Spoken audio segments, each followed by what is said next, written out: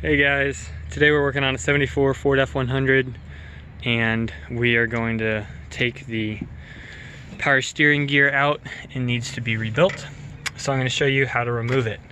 First things first, you've got to jack the car up so that you can have a little more access under there because you'll need it.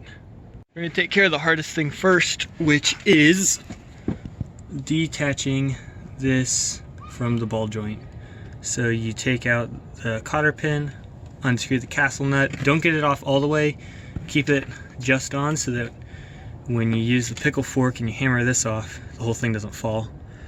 And then you'll do just that. You'll get a hammer and a pickle fork and you'll stick it in there, hammer it off just like you would do with other ball joints, and then you'll be good to go down there. You want to do that first before anything else because it's going to be hardest.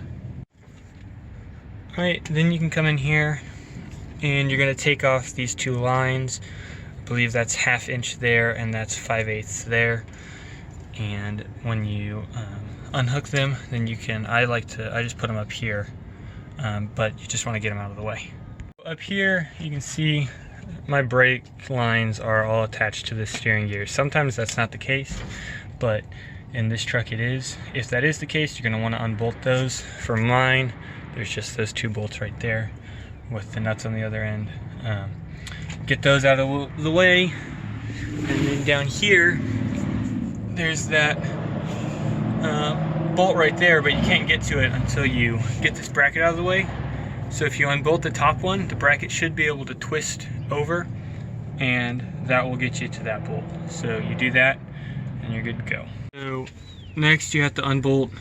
There's a bolt on top there, and then if you spin the wheel there'll be another one. There's just the two of them.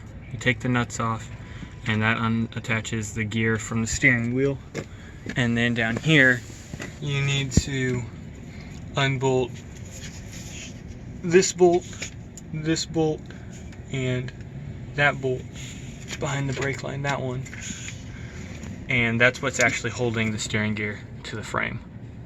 So you've got to take these 3 bolts out, and when you get the 2 bolts out of the part that connects it to the steering wheel, once you get all those out, then you should be able to get it off the frame and set down and ready to come out.